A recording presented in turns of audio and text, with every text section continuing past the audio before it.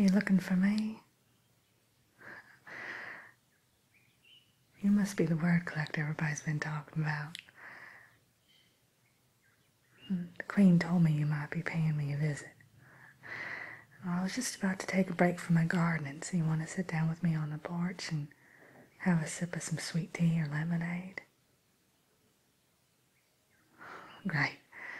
Well, I'll just go ahead and wash up. You make yourself comfortable, and then we'll have a little chat, all right?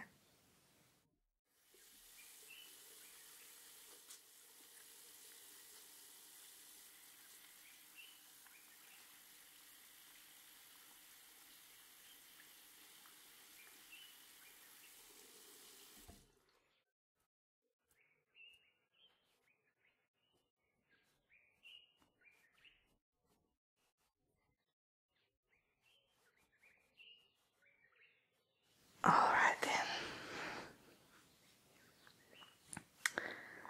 So you go ahead and help yourself to all the refreshments I got out here. Now, I make the sweet tea myself, but the lemonade one of my neighbors brings over. She's a sweetheart. I also have some homemade biscuits there, with honey, of course, and I think that's dandelion jam right there and some marmalade. So, like I said, help yourself. Now, I reckon you think I'm going to ask you about how you got here and what your realm is like, all that nonsense. Well, I do suppose that many people have asked you that, so let's go ahead and skip right to the meat of the conversations, shall we? Now, you're a word collector. And me, I'm the keeper of the blooms. Now, our jobs don't necessarily go hand in hand, I must admit. But I think that everything in our little universe starts right here in this garden, including your purpose. So, I think it's only fair that I tell you a little bit about the Garden of Origins. And I think I might know somebody who has quite a bit to offer in the way of information. I'll tell you about her later on, though. First, I want to tell you a bit more about these blooms you see around you here. You see, when a person is born here on Aramanthius, one of those little sproutlings pops up out of the soil. And rich soil it is, but it's also got a hint of magic in it. Now, when that sproutling pops up, we know that a soul has just been brought into our realm. When that person's born, that sproutling turns into a tiny bud, a little inkling of a life, if you will. As they grow, so does their bloom. Now, we in Aramanthius, we can live for hundreds of years, all depending upon our health, our diet, that sort of thing. Now, me, I live on a diet completely made of beer and honey, with a dab of chocolate now and again and a good thick steak. Now, I am going on 275, and I intend to live for several hundred more years if I have my say. But it all depends, like I said. Some people who are more adventurous than others jump out of trees, off of cliffs, that sort of thing. Well, their life ain't going to be that long. But me, I live a quiet life, and that's the way I like it. I spend my days tending the blooms, watching the children grow. That girl right there, she's my great, I don't remember how many greats, granddaughter, and I love her to pieces. But you'll find as you explore our world, there's a bunch of things here that, well, they aren't quite what they appear to be. But that's all right. That's the way life is everywhere, I suppose.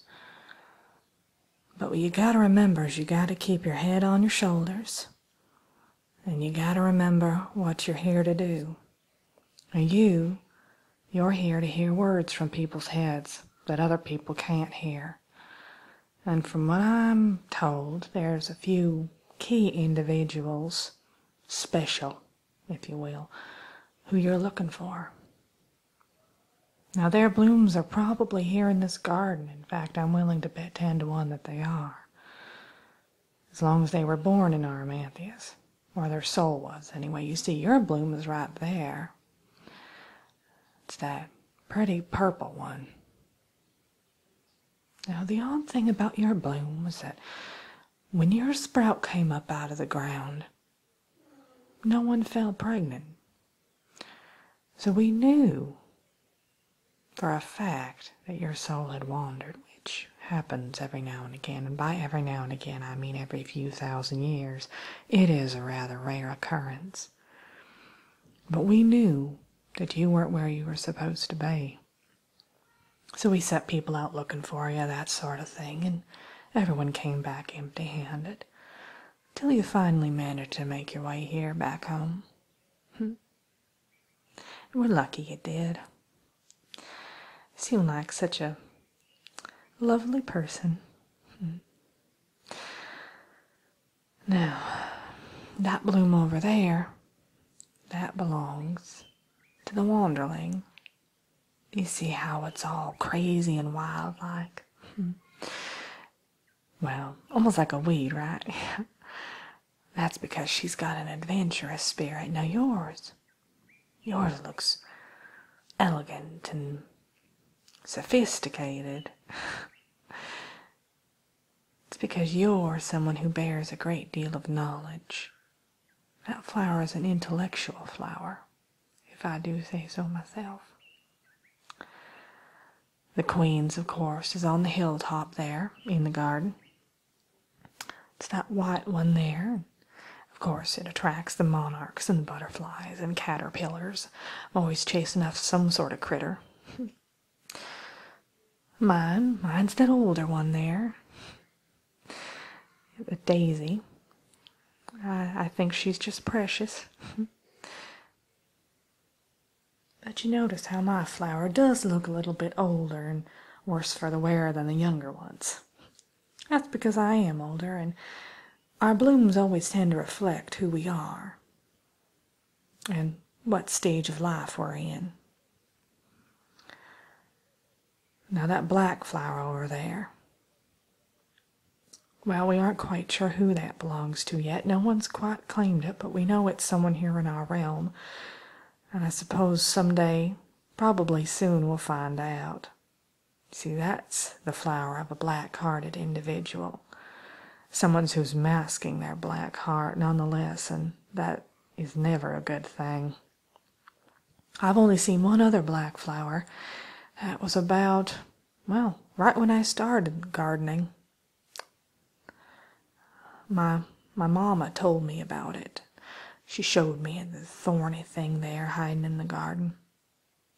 At that point, we were able to match it up because we had a suspicious-looking character here, and we knew who it was. But this time round, I'm not so sure. I've got an inkling of who I think it might be, but you can't go around pointing fingers, especially with no proof. So, back to what I was saying earlier. I know of someone who might have a great deal of knowledge to share with you, but it's probably going to come at a price. I'm telling you that right up front.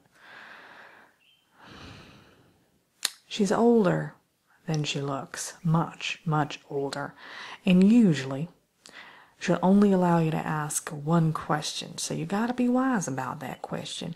You got to think long and hard about what question you want to ask her, because you can't take it back once it's been said. That's that way with a lot of things in life, though, I guess.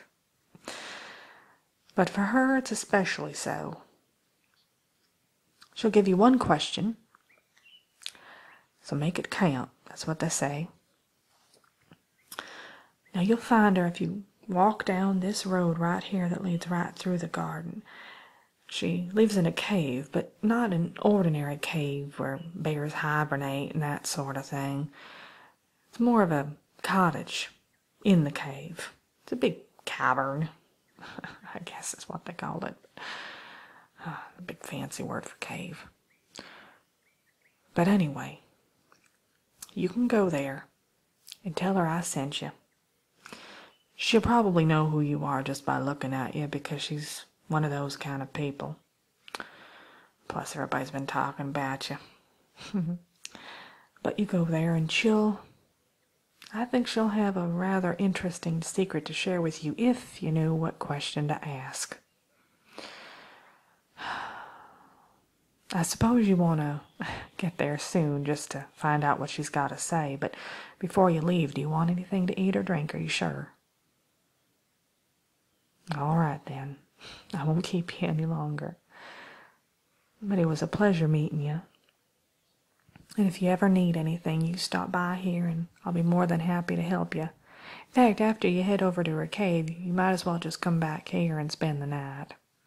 Yeah, it's kind of a makeshift B&B I got here anyway. All right, then. Well, you take care, and I'll see you back soon. I almost forgot. Hold on just a sec. I have this scarf here that I knitted for, well, the woman you're about to meet. Would you mind giving it to her when you see her?